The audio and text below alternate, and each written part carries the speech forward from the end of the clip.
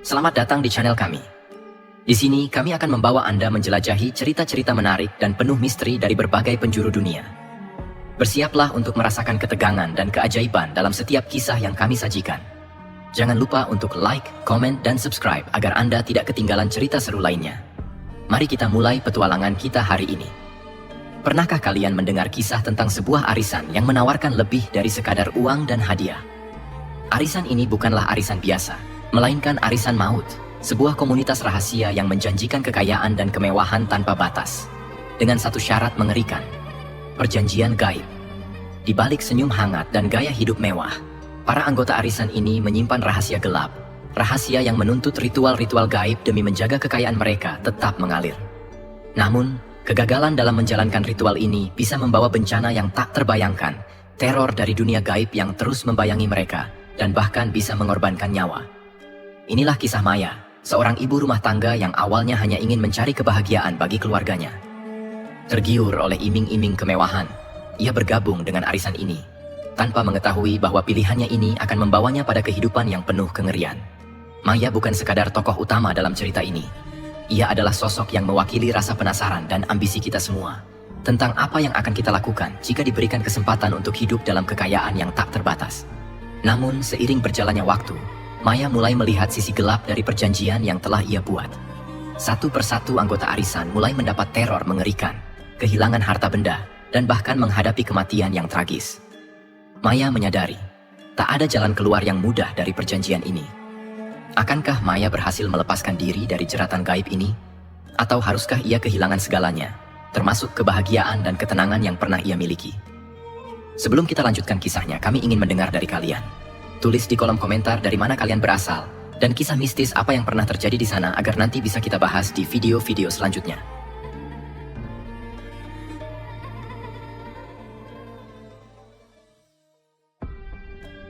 Di sebuah kota besar di Jawa, Maya tinggal bersama suaminya, Budi, di sebuah rumah sederhana di pinggir kota. Kehidupan mereka biasa-biasa saja. Budi bekerja sebagai pegawai toko, sementara Maya menjahit dari rumah untuk menambah penghasilan. Setiap hari, Maya bermimpi bisa hidup lebih baik. Seringkali, Maya menghabiskan waktu melihat unggahan media sosial teman-temannya yang lebih beruntung, terjebak dalam lamunan tentang betapa indahnya memiliki rumah besar, mobil mewah, dan berlibur ke luar negeri. Namun, hidup Maya berubah ketika ia bertemu lagi dengan Tanti, teman sekolahnya yang dulu hidup sederhana, namun kini terlihat sangat berbeda. Dalam sebuah reuni kecil-kecilan, Tanti tampil glamor dengan perhiasan emas yang berkilauan, tas bermerek, dan mobil mewah yang membuat semua orang terpana. Saat itu, Tanti memperkenalkan Maya pada komunitas arisan eksklusif bernama Kelompok Kemakmuran, yang katanya hanya untuk orang-orang terpilih. Awalnya Maya ragu untuk bergabung. Arisan dengan hadiah besar seperti rumah atau mobil terdengar seperti mimpi yang terlalu indah. Namun Tanti meyakinkan Maya bahwa ini adalah kesempatan yang tidak boleh dilewatkan. Kamu tahu nggak Maya, aku dulu kayak kamu, rumah kecil, uang pas-pasan. Tapi sejak ikut arisan ini, hidupku berubah, kata Tanti, suaranya penuh semangat dan matanya berbinar-binar. Maya masih ragu. Tapi Tan, bukannya kalau hadiah arisannya sebesar itu, iurannya juga besar? Tanti tertawa kecil sambil menggeleng. Ah, kamu nggak ngerti ya? Arisan ini bukan cuma soal uang. Ada syarat yang harus dipenuhi. Tapi kalau kita bisa mematuhinya, hidup kita bisa berubah. Percaya deh sama aku. Maya terperangkap dalam rasa ingin tahu dan ketertarikan yang semakin kuat. Sejak itu, dia merasa tidak bisa tenang. Setiap hari, bayangan Tanti yang hidup dalam kemewahan menghantuinya. Maya mulai memikirkan kehidupan yang lebih baik untuk keluarganya. Bahkan jika itu berarti harus mengambil risiko besar. Beberapa hari kemudian, Maya memutuskan untuk menemui Tanti kembali. Mereka bertemu di sebuah kafe mewah, tempat yang belum pernah Maya kunjungi sebelumnya. Tanti kembali menjelaskan lebih detail tentang arisan ini. Setiap anggota akan mendapatkan kesempatan memenangkan hadiah besar. Namun syaratnya, mereka harus mengikuti ritual tertentu yang tidak bisa diabaikan. Ritual? Maksudnya gimana? Tanya Maya, bingung. Tanti tersenyum misterius. Nggak ada yang berat Maya, tapi kita harus punya komitmen dan keberanian. Kalau kamu berhasil, hadiahnya akan jauh lebih besar dari apa yang kamu bayangkan. Percakapan itu menimbulkan rasa penasaran yang semakin mendalam di hati Maya. Tanti lalu memperkenalkan Maya pada ketua komunitas arisan, seorang wanita anggun bernama Ibu Ratih. Dengan pakaian yang rapi dan perhiasan yang elegan, Ibu Ratih terlihat seperti orang yang sangat berkuasa dan penuh wibawa. Selamat datang Maya, kata Ibu Ratih dengan senyum yang menenangkan. Tanti sudah banyak cerita tentang kamu. Saya yakin kamu akan jadi anggota yang tepat di komunitas ini. Maya merasa gugup, tapi ia berusaha menunjukkan keberanian. Terima kasih, Bu. Saya tertarik untuk tahu lebih banyak tentang komunitas ini. Ibu Ratih menjelaskan bahwa anggota arisan tidak hanya berasal dari kalangan biasa.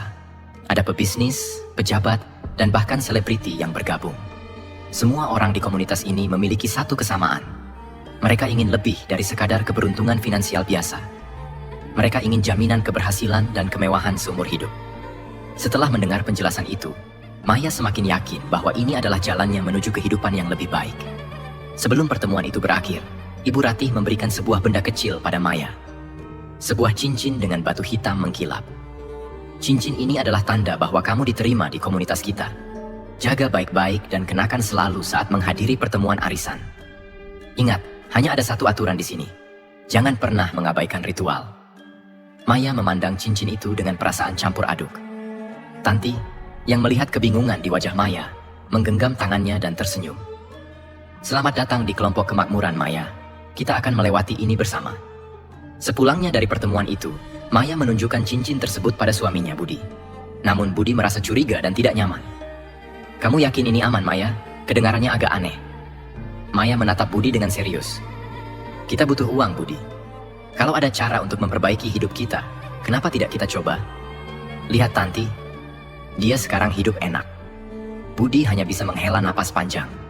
Meskipun merasa ragu, dia tahu bahwa Maya akan tetap mengikuti keputusannya.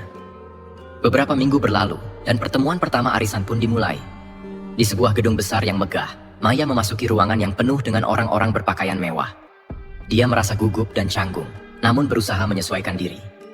Saat arisan dimulai, Ibu Ratih memimpin ritual dengan penuh khidmat. Setiap anggota, termasuk Maya, harus memberikan sesajian sebagai bagian dari ritual awal. Semua berjalan lancar, sampai akhirnya Maya diminta untuk melakukan langkah terakhir. Pegang cincinmu erat-erat dan ucapkan niatmu dalam hati. Setelah ini, tidak ada jalan kembali, bisik Ibu Ratih. Maya merasakan jantungnya berdegup kencang. Dengan tangan gemetar, dia mengucapkan niatnya dalam hati, berharap bisa meraih kekayaan dan kemewahan seperti yang dijanjikan. Ritual ini mungkin terasa aneh, namun Maya yakin bahwa inilah jalannya untuk mencapai impiannya. Ketika ritual selesai, Maya merasa kelegaan aneh menyelimuti dirinya. Meski begitu, perasaan takut dan khawatir masih membayanginya. Setelah malam itu, Maya mulai merasakan perubahan dalam hidupnya. Pekerjaan sampingannya sebagai penjahit mulai berkembang, dan kliennya semakin banyak. Uang pun mulai mengalir, dan Maya merasa kehidupannya mulai membaik. Namun, di balik semua kemajuan itu, perasaan aneh terus menghantuinya. Setiap kali ia melihat cincin itu, perasaannya bercampur antara rasa bangga dan ketakutan. Dia sadar, mulai saat itu, hidupnya tak lagi sama. Maya kembali bertemu dengan Tanti dan menceritakan kemajuan yang dialaminya sejak bergabung dalam komunitas arisan. Tanti hanya tersenyum penuh arti dan berkata bahwa itu baru permulaan. Percayalah Maya, ini adalah pilihan terbaik yang pernah kamu buat. Tapi ingat, tetap patuhi semua aturan, atau segalanya bisa berubah menjadi sangat buruk. Sejak bergabung dalam komunitas kelompok kemakmuran, kehidupan Maya memang berubah. Pelanggan untuk jasa menjahitnya meningkat drastis, dan bahkan ada yang memesan dalam jumlah besar untuk keperluan perusahaan. Dengan penghasilan baru ini, Maya dan Budi akhirnya mampu pindah ke rumah yang lebih besar dan membeli kendaraan yang selama ini hanya ada dalam impian mereka. Budi, meskipun merasa senang melihat perubahan ekonomi mereka, tetap merasa ada yang janggal. Sikap Maya berubah. Ia menjadi lebih ambisius dan terkadang suka menyendiri di malam hari. Seringkali, Budi mendapati Maya duduk di ruang tengah, memandangi cincin dengan batu hitam yang selalu dipakainya. Bahkan saat Budi bertanya, Maya hanya menjawab singkat dan tampak enggan membahas cincin tersebut. Maya, kenapa akhir-akhir ini kamu jadi beda? Kayak ada yang kamu sembunyikan dari aku, tanya Budi pada suatu malam ketika melihat istrinya termenung di ruang tengah. Maya tersenyum tipis. Aku cuma lagi banyak pikiran aja, Bud. Ini soal kerjaan. Namun, Budi tidak mudah percaya. Meskipun begitu, ia memilih untuk tidak banyak bertanya, takut merusak kebahagiaan yang sudah mulai tercipta. Di sisi lain, di dalam komunitas arisan tersebut, Maya mulai akrab dengan anggota lainnya. Ada Bu Rita, seorang wanita paruh baya yang memiliki bisnis catering sukses, Pak Herman, seorang pengusaha konstruksi, dan beberapa anggota lain yang terlihat berhasil secara finansial sejak bergabung di komunitas. Setiap kali bertemu, mereka akan berbicara dengan bangga tentang kemajuan yang mereka dapatkan. Meskipun masing-masing tampak menyembunyikan kecemasan tertentu yang sulit dijelaskan. Pada satu pertemuan, ketika para anggota berkumpul di rumah Bu Ratih untuk acara rutin arisan, suasana tampak lebih tenang dari biasanya. Seperti biasa, ritual kecil dilakukan, dan mereka semua diberi petunjuk untuk tetap menjaga komitmen serta melaksanakan ritual secara rutin. Saat itulah Maya menyadari sesuatu yang aneh. Salah satu anggota bernama Farid, seorang pengusaha muda, tampak gelisah sepanjang malam. Wajahnya pucat dan ia terus menghindari kontak mata dengan yang lain. Setelah acara selesai, Maya yang merasa iba menghampiri Farid untuk menanyakan keadaannya. "Farid, kamu baik-baik saja? Kamu kelihatan sangat lelah," ujar Maya sambil menatap wajah kusut Farid. Farid tertawa getir. "Aku cuma merasa sedikit berat dengan semua ini. Kamu tahu kan, ritual ini kadang terasa sangat menekan." Maya terdiam, mulai merasakan kekhawatiran yang sama. Ia bertanya dalam hati, apakah keuntungan finansial yang mereka dapatkan sebanding dengan rasa cemas yang mereka rasakan? Beberapa hari setelah pertemuan itu, hal-hal aneh mulai terjadi pada Farid. Suara-suara misterius terdengar di rumahnya saat tengah malam. Bayangan hitam yang selalu mengikuti di sudut-sudut rumahnya, hingga mimpi buruk yang membuatnya tidak bisa tidur dengan tenang. Dalam keputusasaan, Farid mendatangi Ibu Ratih untuk meminta penjelasan dan bantuan. "Bu, saya tidak sanggup lagi. Suara-suara itu, dan bayangan itu. Saya takut," ungkap Farid dengan nada gemetar saat bertemu Ibu Ratih. Ibu Ratih hanya tersenyum tenang. "Farid, kamu tahu aturannya kan? Kita tidak bisa berhenti di tengah jalan. Ritual ini harus dijalani dengan sepenuh hati. Kalau tidak, konsekuensinya akan jauh lebih buruk." Peringatan itu malah membuat Farid semakin takut. Dalam beberapa minggu setelahnya, ia tidak lagi hadir dalam pertemuan arisan. Para anggota lain hanya bisa saling bertanya-tanya apa yang terjadi pada Farid. Meskipun kebanyakan memilih untuk diam dan menutup telinga, seakan takut jika terlalu peduli, mereka akan terjebak dalam masalah yang sama. Maya, yang awalnya merasa bahagia dengan peningkatan hidupnya, mulai merasakan ketidaknyamanan. Sejak pertemuan itu, ia juga mengalami hal-hal ganjil. Seperti Farid, ia mendengar bisikan di tengah malam dan melihat bayangan samar di kamar tidur. Bayangan itu semakin jelas setiap kali Maya melewati ritual tanpa rasa syukur, seperti yang dianjurkan Ibu Ratih. Pada suatu malam, suara itu terdengar semakin nyata dan mengerikan. "Kamu sudah berjanji. Kamu tidak bisa lari." Suara itu berbisik tepat di telinga Maya saat ia tertidur. Maya terbangun, keringat dingin membasahi wajahnya. Ia menghela napas berat, merasa semakin ketakutan dengan semua konsekuensi ini.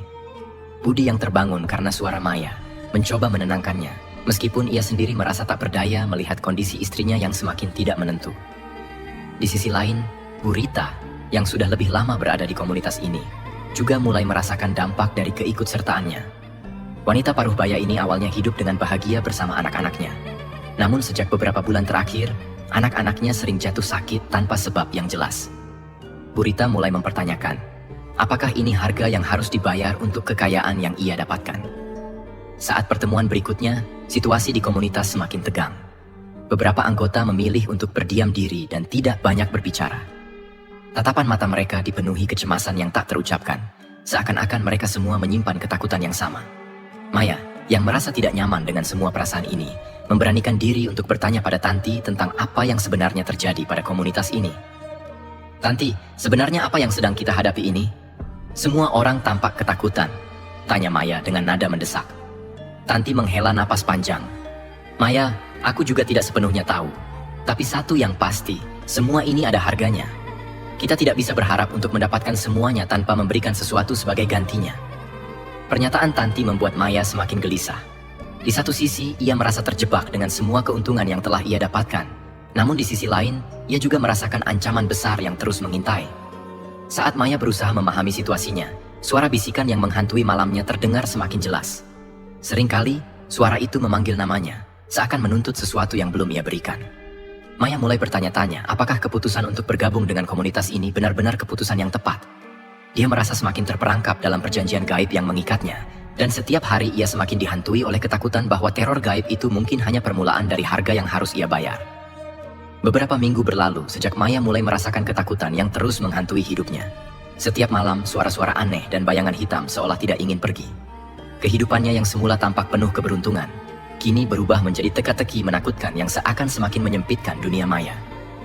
Di tengah kebimbangan, Maya memutuskan untuk mencari tahu lebih dalam tentang komunitas ini dan hubungan gaib yang seolah telah menjebaknya. Suatu hari, saat Maya merasa sudah tidak tahan lagi dengan teror yang menghantui malam-malamnya, ia memberanikan diri menemui Ibu Ratih di rumahnya. Maya tahu bahwa Ibu Ratih adalah pemimpin komunitas ini dan tampaknya memiliki lebih banyak pengetahuan tentang apa yang sebenarnya terjadi dalam arisan tersebut. Bu Ratih, maaf saya datang tanpa pemberitahuan, ucap Maya dengan suara gemetar ketika Ibu Ratih membukakan pintu. Ibu Ratih tersenyum lembut. Tidak apa-apa Maya, masuklah. Sepertinya ada yang ingin kamu tanyakan. Maya merasa lega dengan sambutan Ibu Ratih. Ia lalu mengikuti wanita paruh baya itu ke ruang tamu yang disusun rapi dengan aroma dupa yang samar-samar memenuhi udara. Setelah duduk, Maya tak membuang waktu dan segera mengutarakan semua kegelisahannya. Bu, saya tidak tahu harus mulai dari mana, tapi belakangan ini saya merasa sangat terganggu. Suara-suara, bayangan, dan perasaan tidak nyaman ini. Saya tidak tahan lagi. Sebenarnya apa yang terjadi dalam arisan ini? Tanya Maya dengan nada penuh ketakutan.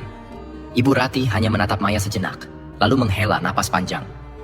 Maya, setiap kesuksesan memang ada harganya. Begitu juga dengan arisan ini. Ketika kita memulai, kita memang melakukan perjanjian gaib. Setiap anggota diwajibkan untuk menjaga ritual mereka. Karena itulah syarat agar keberuntungan tetap ada. Maya terpaku mendengar penjelasan itu. Ia merasa sudah tahu, tapi mendengar langsung dari mulut Ibu Ratih membuatnya merasa semakin terjebak. Tapi, kenapa harus ada ritual ini, Bu? Dan kenapa kalau tidak dilakukan, kami malah dihantui? Tanya Maya lagi, mencoba mendapatkan jawaban yang lebih jelas. Maya, jawab Ibu Ratih dengan nada penuh misteri. Kehidupan ini penuh dengan keseimbangan. Setiap rezeki yang datang dari alam gaib perlu dipelihara dengan penghormatan. Jika tidak, kekuatan yang telah memberikan kemudahan pada kita akan merasa tersinggung dan menuntut balasan. Ibu Ratih lalu bercerita tentang awal mula terbentuknya komunitas arisan ini. Dulunya, ia adalah seorang wanita yang hidup sederhana dan berjuang sendirian setelah ditinggal suaminya. Dalam keputusasaan, ia mendatangi seorang dukun yang memberinya jalan untuk mendapatkan kemakmuran, yaitu melalui perjanjian gaib dengan entitas misterius. Dari sanalah ia memperoleh harta dan kekuasaan, yang kemudian ia bagi dengan para anggota komunitas yang setia pada ritual tersebut. Semua anggota yang bergabung dalam arisan ini tahu risiko yang mereka ambil, kata Ibu Ratih sambil memandang tajam ke arah Maya. Itulah kenapa aku selalu mengingatkan agar setiap anggota menjaga komitmennya. Namun Maya merasa ada sesuatu yang masih disembunyikan oleh Ibu Ratih. Keberhasilan dalam komunitas ini, menurut Maya, terlalu sulit untuk dijalankan jika hanya untuk mempertahankan ritual demi ritual yang semakin memberatkan. Dalam beberapa hari ke depan, Maya mulai melihat hal-hal yang tak pernah ia bayangkan sebelumnya. Farid, yang dulunya terlihat gagah dan sukses, kini tampak semakin menurun kesehatannya. Wajahnya semakin pucat dan tubuhnya tampak kurus, seakan ia kehilangan semua energi hidupnya. Kabar beredar di kalangan anggota bahwa Farid telah melanggar ritual yang diwajibkan, dan kini ia harus menerima konsekuensinya. Kalau kita melanggar ritual, kita akan menerima hukuman, bisik Tanti suatu hari pada Maya. Farid adalah contoh yang nyata. Aku dengar, ia tidak menjalankan ritualnya dengan benar, dan itu membuat entitas gaib yang mendukung kita menjadi marah. Pernyataan Tanti itu semakin membuat Maya merinding. Keinginan untuk terus berada dalam komunitas ini semakin lemah. Namun ia tahu, melepaskan diri dari perjanjian ini tidaklah semudah keluar dari arisan biasa. Di lain sisi, Budi semakin menyadari perubahan yang terjadi pada Maya. Ia tidak lagi melihat senyum istrinya yang dulu hangat, dan Maya semakin jarang menghabiskan waktu bersama keluarga. Setiap malam, Maya semakin sering termenung, menatap benda-benda aneh yang ia simpan di dalam kamar. Dalam hatinya, Budi merasa cemas, tetapi ia tetap bertahan karena ia juga merasa bersalah telah membiarkan Maya masuk dalam dunia yang penuh misteri ini. Suatu hari setelah merasa tak lagi bisa menahan semua teror yang terus mengejarnya, Maya mencoba bertanya pada Ibu Ratih tentang kemungkinan untuk keluar dari komunitas arisan tersebut. Bu Ratih, apakah ada cara untuk keluar dari perjanjian ini? Tanya Maya hati-hati, takut jika pertanyaannya justru menambah beban yang ia rasakan. Ibu Ratih menatapnya lama dengan tatapan penuh rahasia. Maya, jika kamu ingin keluar, konsekuensinya akan sangat besar. Semua yang telah kamu dapatkan akan ditarik kembali, dan kamu mungkin akan menghadapi hal-hal yang lebih mengerikan. Penjelasan itu membuat Maya semakin takut. Namun, dorongan untuk keluar semakin besar karena ia tahu, bertahan di komunitas ini hanya akan mengorbankan kebahagiaannya yang sesungguhnya. Meskipun begitu, ketakutan akan ancaman yang lebih besar membuatnya bimbang. Apakah ia benar-benar sanggup menghadapinya? Malam harinya, suara bisikan yang biasanya terdengar samar kini terdengar lebih jelas dan menakutkan. Kamu tidak bisa lari, Maya. Semua sudah terikat dalam darah dan janji. Suara itu menggema dalam kegelapan malam, membuat Maya gemetar ketakutan. Ia merasa dikelilingi oleh bayangan-bayangan yang semakin mendekat, dan semakin ia menolak untuk menjalani ritual, semakin besar pula tekanan yang ia rasakan. Dengan segala kekhawatiran yang memuncak, Maya mulai menyusun rencana untuk menyelidiki apakah ada cara yang benar-benar bisa memutuskan perjanjian gaib ini tanpa harus membayar dengan sesuatu yang jauh lebih mengerikan. Setelah percakapan terakhirnya dengan Ibu Ratih, Maya semakin merasakan beban yang menghimpitnya. Setiap kali ia memikirkan jalan keluar, teror dan ketakutan semakin menggerogoti pikirannya. Keinginannya untuk lepas dari arisan maut ini makin kuat, tetapi ancaman yang dibisikkan Ibu Ratih masih terus menghantuinya. Konsekuensi akan menjadi hal yang tak terbayangkan. Malam itu, Maya mencoba menenangkan diri di kamar. Ia menyusun berbagai rencana, berpikir bagaimana caranya keluar dari komunitas arisan itu tanpa memancing kemurkaan entitas gaib yang tampaknya menjadi penjaga perjanjian. Ketika lelah mulai menyergap dan rasa kantuk menghampiri, Maya tertidur di kursi dekat jendela kamarnya. Sekitar pukul 3 dini hari, Maya terbangun karena merasakan hawa dingin yang merasuk ke dalam kamar. Jendela yang tadinya tertutup rapat kini terbuka perlahan dengan suara derit pelan. Maya menoleh, dan ia mendapati bayangan hitam berdiri di ambang jendela, menatap ke arahnya dengan mata merah yang menyala. "Siapa? Siapa kau?" bisik Maya dengan suara gemetar. Bayangan itu tidak menjawab, hanya melangkah masuk ke dalam kamarnya. Maya merasa ketakutan, tetapi tubuhnya seolah terkunci di tempat, tidak mampu bergerak atau berteriak. Sosok tersebut melangkah semakin dekat, dan ketika jaraknya hanya tinggal beberapa langkah, ia berhenti dan membuka kain hitam yang menutupi wajahnya. Ternyata, sosok itu adalah seorang lelaki tua yang tampak lemah, namun matanya memancarkan kekuatan yang tidak biasa. "Aku datang karena mendengar panggilan hatimu, Maya," ucap lelaki itu. Suaranya berat dan tenang. "Kau ingin lepas dari perjanjian ini, bukan?" Maya terguncang mendengar kata-kata itu. Bagaimana lelaki ini bisa tahu apa yang ia rasakan dan pikirkan? Keputusasaan dalam hatinya seolah terpancar begitu jelas di hadapan lelaki misterius ini. Siapa kau?" tanya Maya dengan suara bergetar. "Namaku tidak penting, yang jelas aku datang untuk menawarkan jalan keluar," jawabnya sambil menatap Maya tajam. Maya terdiam, meski merasa takut, ia juga merasakan harapan yang baru. Jika benar lelaki ini mampu memberikan solusi, mungkin inilah satu-satunya kesempatan baginya untuk terbebas dari semua teror yang menghantuinya. Dengan hati-hati, Maya memberanikan diri bertanya lebih lanjut. "Apa yang harus aku lakukan untuk keluar dari arisan itu?" tanya Maya lirih. Lelaki itu tersenyum tipis. "Mudah saja, Maya. Kau hanya perlu menukar satu hal untuk terbebas dari perjanjian ini. Seperti halnya kau menerima keuntungan materi, sekarang kau harus memberikan sesuatu sebagai ganti. Sebuah pengorbanan." Mendengar kata pengorbanan, Maya merasa merinding. Ia sudah menduga bahwa segala sesuatu dalam dunia gaib ini selalu ada harganya. Tetapi mendengar kata itu langsung dari sosok misterius ini membuatnya semakin gelisah. Ia menelan ludah dan memberanikan diri bertanya, "Apa yang harus aku korbankan?" Lelaki itu memandang Maya dalam-dalam sebelum menjawab. "Seseorang yang kau cintai, atau sesuatu yang sangat berarti bagimu. Itulah satu-satunya jalan keluar." Maya terdiam, dan hatinya langsung dipenuhi keraguan. Bagaimana mungkin ia bisa mengorbankan seseorang yang dicintainya? Ia berpikir tentang Budi, suaminya, dan anaknya yang masih kecil. Bagaimana ia bisa mempertaruhkan mereka hanya untuk lepas dari keserakahan yang dulu sempat membuatnya tergoda? Melihat keraguan di mata Maya, lelaki itu melanjutkan, "Jika kau tidak siap mengorbankan seseorang yang kau cintai, kau bisa memilih untuk mengorbankan keberuntungan yang telah kau dapatkan. Tetapi, perlu diingat, kau akan kembali ke kehidupanmu yang semula, bahkan mungkin lebih buruk." Perkataan lelaki itu menggema di pikiran Maya. Ia sadar bahwa pilihan ini sama sulitnya. Kehidupan yang ia dapatkan dari komunitas arisan ini memang telah memberikan kemewahan. Tetapi ia tak sanggup lagi hidup dalam bayangan ketakutan dan teror yang terus menghantui. "Aku akan berpikir," jawab Maya lirih. Masih bimbang dengan keputusan yang harus ia ambil. Lelaki itu mengangguk pelan. "Pikirkan baik-baik, Maya. Aku akan kembali dalam waktu dekat untuk mendengar jawabanmu. Ingatlah, waktu tidak berpihak padamu. Jika terlalu lama, kau mungkin kehilangan kesempatan ini selamanya." Setelah berkata demikian, sosok lelaki misterius itu menghilang dalam sekejap, meninggalkan hawa dingin yang masih terasa di sekeliling kamar. Maya terdiam di kursinya, masih terpaku dengan segala percakapan yang baru saja terjadi. Jiwanya terombang-ambing dalam dilema yang begitu rumit. Antara keinginan untuk terbebas dari semua ini, atau menerima kenyataan bahwa ia harus kehilangan semua kemewahan yang telah ia miliki. Keesokan paginya, Maya tampak pucat dan lelah. Budi, yang sudah memperhatikan perubahan Maya sejak beberapa waktu lalu, akhirnya memberanikan diri untuk bertanya, "Maya, Ada apa sebenarnya? Kamu terlihat tidak seperti dirimu yang dulu. Tanya Budi dengan suara penuh kekhawatiran. Maya terdiam, menatap suaminya dengan hati yang diliputi kegelisahan. Ia ingin bercerita, tetapi ketakutan akan konsekuensi yang lebih besar menahan lidahnya. Ia hanya mampu berkata singkat. Aku hanya lelah, Budi. Banyak pikiran. Budi tahu ada sesuatu yang disembunyikan Maya, tetapi ia memilih untuk tidak mendesak lebih jauh.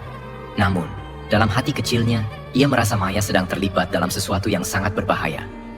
Tanpa sepengetahuan Maya, Budi pun mulai berencana mencari tahu lebih jauh tentang arisan yang diikuti istrinya. Sementara itu, Maya terus merasakan tekanan dari waktu yang semakin mendesak. Ia tahu bahwa keputusan ini harus ia ambil segera, sebelum semuanya terlambat. Malam demi malam, bayangan lelaki misterius itu terus muncul dalam mimpinya, seolah menjadi pengingat bahwa pilihan itu tak bisa ditunda lagi. Setiap kali ia terbangun, suara lelaki itu bergema dalam pikirannya. Pengorbanan atau kemewahan yang hilang. Pada malam ketiga setelah pertemuan dengan lelaki itu, Maya akhirnya merasa sudah siap membuat keputusan. Hatinya yang rapuh dan tertekan memutuskan untuk mengorbankan keberuntungan yang telah ia dapatkan dari perjanjian gaib. Meski harus kehilangan kemewahan, ia merasa tak sanggup jika harus mengorbankan seseorang yang ia cintai. Aku hanya ingin hidup tenang, apapun risikonya, bisik Maya dalam hatinya. Keesokan malam, seperti yang telah dijanjikan, lelaki misterius itu muncul kembali di kamar Maya, kali ini dengan senyum dingin yang tersirat. Kau sudah siap dengan jawabanmu, Maya? Tanyanya sambil menatap tajam ke arah Maya. Maya menatap lelaki itu dengan tegar meski hatinya diliputi ketakutan. Aku memilih untuk mengorbankan keberuntungan yang telah kudapatkan. Aku rela kembali ke kehidupan lamaku, asalkan aku bisa terbebas dari semua ini. Lelaki itu mengangguk dengan raut wajah puas. Kau telah memilih, bersiaplah menerima konsekuensinya. Semua yang telah kau dapatkan akan segera hilang. Dan ingatlah, perjanjian ini tidak akan pernah bisa kau ulangi lagi. Setelah mengatakan itu, lelaki tersebut menghilang. Maya merasa lega, namun juga diliputi rasa takut. Ia tahu bahwa mulai esok, kehidupannya akan berubah. Tetapi setidaknya ia telah memilih untuk mengakhiri semua ini, meski harus kembali ke kehidupan lamanya tanpa kemewahan dan keberuntungan. Pagi itu, Maya bangun dengan perasaan yang berbeda. Ada kedamaian yang ia rasakan setelah memutuskan untuk melepas semua kemewahan yang diperoleh dari arisan maut. Namun, bayangan teror dan ancaman gaib masih bersemayam di sudut pikirannya. Maya berusaha menenangkan diri, meyakinkan hatinya bahwa ia telah membuat keputusan yang tepat. Hari-hari berikutnya menjadi awal dari perubahan yang drastis dalam kehidupan Maya dan keluarganya. Keberuntungan yang dulu selalu mengalir kini terasa menjauh. Penghasilan Budi, yang biasanya cukup untuk memenuhi kebutuhan mereka, tiba-tiba menurun drastis karena perusahaannya kehilangan beberapa proyek besar. Keuangan keluarga mulai goyah, dan Maya merasakan dampaknya setiap kali ia melihat rekening bank mereka yang terus berkurang. Bu, kenapa kita nggak makan di restoran lagi kayak dulu? Tanya anaknya yang masih kecil, merasa rindu pada gaya hidup mewah yang sempat mereka nikmati. Maya tersenyum dan mengelus kepala anaknya. Sekarang kita lagi belajar untuk hidup sederhana, sayang. Biar kita semua bisa lebih menghargai apa yang kita punya. Meski terdengar meyakinkan, kata-kata itu bagai menoreh luka dalam hati Maya. Ia menyadari betapa sulitnya kembali ke kehidupan sederhana setelah sempat mencicipi kemewahan. Bayangan tentang masa lalu yang penuh kemudahan kadang muncul sebagai godaan, membuatnya ragu, apakah keputusan yang ia ambil adalah keputusan yang benar. Sementara itu, kondisi keuangan keluarga Maya semakin terpuruk. Tuntutan biaya sekolah anak dan kebutuhan sehari-hari membuat Maya dan Budi harus berjuang lebih keras dari sebelumnya. Budi pun mulai bekerja lembur lebih sering, meninggalkan Maya sendirian di rumah pada malam hari. Saat itulah, di tengah kesendirian, Maya mulai merasakan kehadiran bayangan dari masa lalu yang seolah masih mengintainya. Suatu malam, ketika Maya hendak tidur, ia mendengar suara-suara aneh dari dalam rumah. Suara langkah kaki yang berat dan teratur terdengar mendekat ke arah kamarnya. Ia mencoba mengabaikannya, meyakinkan diri bahwa itu hanya halusinasinya belaka. Namun, suara itu semakin mendekat dan semakin jelas. "Siapa di sana?" tanya Maya. Suaranya bergetar. Tidak ada jawaban. Hanya kesunyian yang menambah ketegangan di udara. Dengan gemetar, Maya mencoba memejamkan mata, berharap suara itu hanya bayangannya saja. Namun, tepat saat ia menutup mata, ia merasakan hawa dingin yang merayap di sekitar tubuhnya. Seakan-akan ada sosok tak terlihat yang berdiri di samping tempat tidurnya. Ketakutan Maya semakin memuncak. Ia sadar bahwa keputusannya untuk keluar dari perjanjian gaib mungkin masih menyisakan akibat yang tak terhindarkan. Meski ia telah memilih untuk mengorbankan semua kemewahan, sepertinya dunia gaib masih menuntut sesuatu yang lain darinya. Maya mulai menyadari bahwa keputusan untuk meninggalkan arisan maut ini bukan berarti ia bisa bebas begitu saja. Keesokan harinya, Maya mencoba mencari Ibu Ratih untuk meminta bantuan. Tetapi keberadaan wanita itu menjadi misteri. Tidak ada yang tahu kemana Ibu Ratih pergi, seolah ia menghilang begitu saja. Beberapa anggota arisan lainnya juga mengatakan bahwa mereka sudah tidak melihat Ibu Ratih sejak beberapa hari terakhir.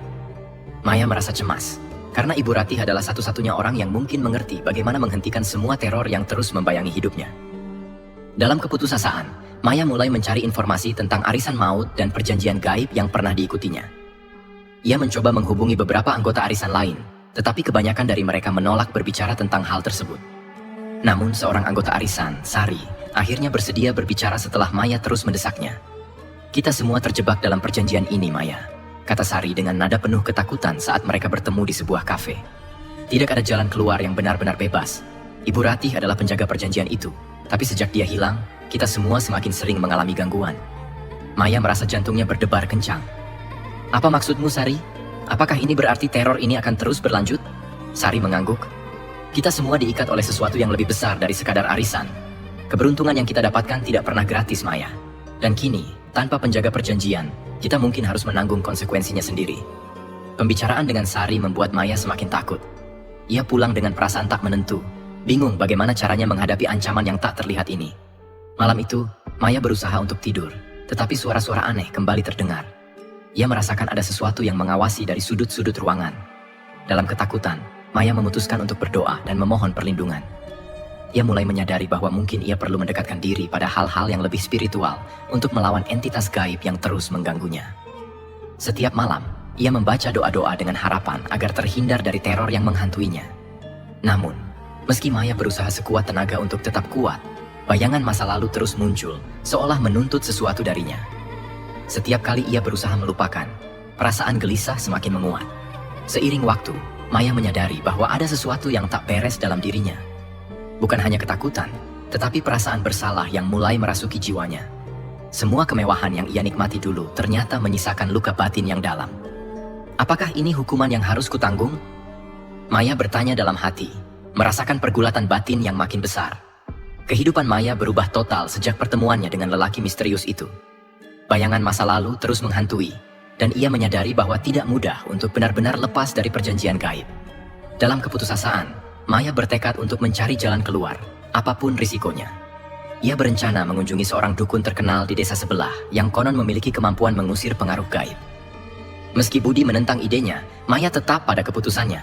Baginya, jika itu satu-satunya cara untuk mengakhiri semua ini, ia akan melakukannya. Perjalanan menuju desa tersebut menjadi awal dari usaha terakhir Maya untuk mencari jawaban.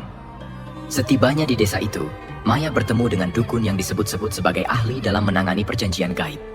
Sang dukun, seorang pria tua dengan tatapan tajam, mendengarkan cerita Maya dengan seksama. "Kau sudah mengundang kekuatan besar dalam hidupmu, Maya," kata dukun itu dengan suara berat. Perjanjian gaib bukan hal yang bisa diputuskan begitu saja. Maya merasa ketakutan, tetapi juga semakin bersemangat mendengar bahwa dukun tersebut memahami situasinya. "Apa yang harus aku lakukan untuk benar-benar lepas dari perjanjian ini, Pak?" tanyanya dengan nada penuh harap. Dukun itu menghela napas panjang sebelum menjawab.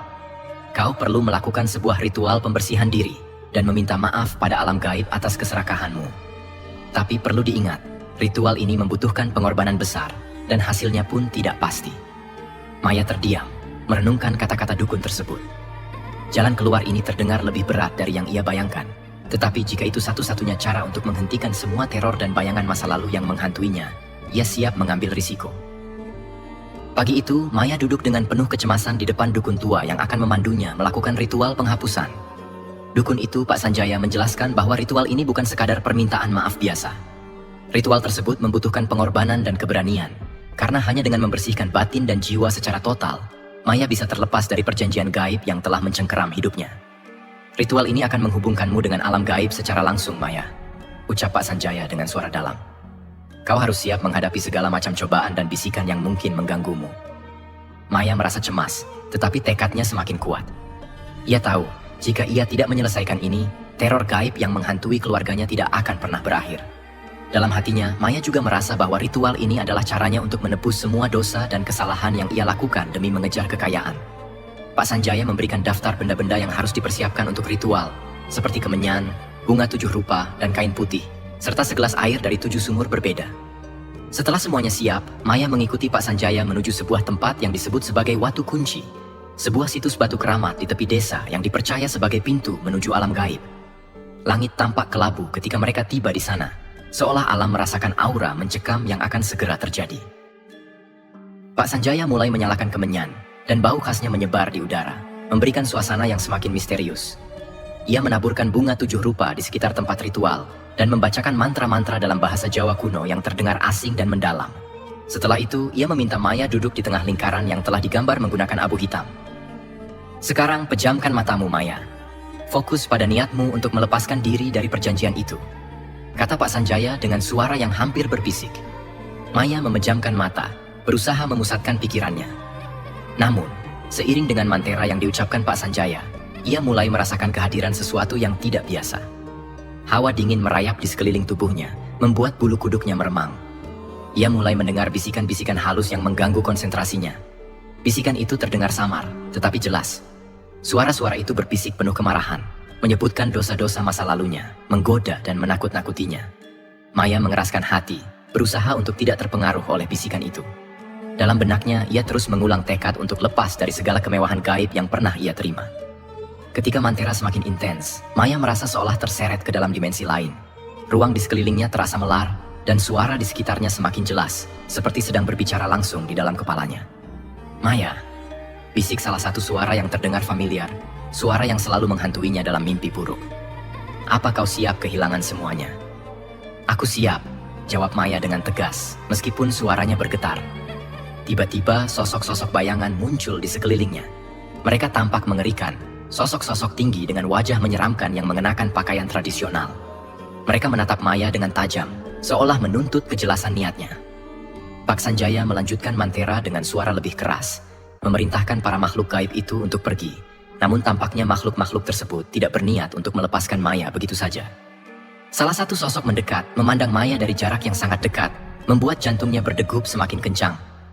Mata sosok itu menyala merah, dan ia menundukkan wajahnya seolah ingin mengintimidasi Maya. Jika kau lepas dari perjanjian ini, kau harus memberikan sesuatu yang berharga, katanya. Suaranya bergema, seolah keluar dari jurang yang dalam. Maya berusaha menahan gemetar di tubuhnya. Apa yang kalian inginkan dariku? Kebahagiaanmu, jawab sosok itu dingin. Tak ada yang bisa lolos tanpa membayar harga. Kau bisa lepas dari kekayaanmu, tapi kebahagiaan akan menjadi harga yang harus kau bayar. Pernyataan itu menusuk hati Maya. Ia mengingat kembali tujuan hidupnya, untuk membahagiakan keluarganya. Namun kini ia dihadapkan pada pilihan yang sulit. Kehilangan semua kebahagiaan demi terlepas dari ikatan gaib yang selama ini menyiksanya. Atau terus terjebak dalam lingkaran kemewahan dan teror. Aku akan memberikan segalanya, jawab Maya akhirnya, dengan air mata yang mulai mengalir di pipinya. Jika itu berarti aku dan keluargaku bisa hidup dengan tenang, aku siap membayar harga ini. Dengan jawaban itu, sosok-sosok bayangan tersebut perlahan-lahan memudar, meninggalkan Maya yang kini terduduk lemas di tengah lingkaran ritual. Pak Sanjaya menyelesaikan mantranya, lalu meminta Maya untuk membuka matanya. Wajahnya tampak pucat dan keringat dingin membasahi dahinya. Sudah selesai, Maya. Kau telah mengucapkan niatmu dan membayar harga yang mereka minta, kata Pak Sanjaya pelan. Maya mengangguk lemah, merasakan tubuhnya nyaris tak bertenaga. Pak Sanjaya membantunya berdiri, dan bersama-sama mereka meninggalkan situs Watu Kunci tersebut dengan perasaan lega bercampur haru. Maya tahu, kehidupannya mungkin tidak akan pernah sama lagi, tetapi ia telah menempuh jalan yang telah ia pilih. Setelah ritual itu, Maya merasakan perbedaan yang nyata. Teror gaib yang selama ini mengganggunya perlahan-lahan menghilang, dan rumahnya kembali terasa lebih tenang. Namun, seperti yang telah disepakati, kehidupannya juga berubah drastis. Keberuntungan yang pernah menyertai suaminya dalam pekerjaan seolah sirna begitu saja. Mereka harus bekerja lebih keras untuk memenuhi kebutuhan sehari-hari, dan kebahagiaan yang pernah mereka rasakan kini terasa seperti sebuah bayangan yang jauh. Meski demikian, Maya merasakan kedamaian yang ia rindukan. Meski hidup sederhana dan penuh perjuangan, ia kini merasa jauh lebih tenang. Tidak ada lagi bayangan dan bisikan gaib yang menghantuinya setiap malam. Ia yakin bahwa keputusan untuk melepas segala kemewahan adalah keputusan yang tepat, meskipun harus membayar harga dengan kehilangan kebahagiaan yang pernah ia miliki. Kita memang tidak kaya lagi, Bu. Tapi aku senang karena kita bisa hidup bersama. Ujar anaknya suatu hari dengan senyum polos. Kata-kata itu menyentuh hati Maya. Meski telah kehilangan banyak, ia masih memiliki keluarganya, dan itulah yang paling berharga baginya sekarang. Perlahan, Maya mulai menerima kehidupan yang baru, belajar bersyukur atas setiap momen bersama keluarganya. Ia telah belajar bahwa kebahagiaan sejati tidak datang dari kemewahan, melainkan dari ketenangan hati dan cinta dalam keluarga. Meski begitu, bayangan akan arisan maut dan perjanjian gaib itu masih tersimpan dalam ingatannya, sebagai pelajaran berharga yang takkan pernah ia lupakan. Ia sadar, harga untuk mengejar kekayaan dengan cara instan adalah bayaran yang tak sepadan dengan dampak yang ditimbulkannya. Di akhir kisah ini, Maya berjanji pada dirinya sendiri untuk menjalani hidup dengan penuh kesederhanaan, menerima setiap kekurangan dengan hati yang lapang, dan tidak lagi tergoda oleh iming-iming kemewahan yang berujung pada kehancuran.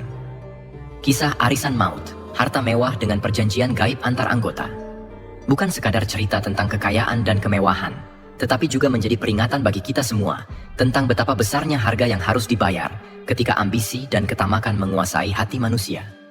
Maya, tokoh utama kita, telah melalui jalan yang penuh kegelapan demi mengejar kekayaan dengan cara yang instan.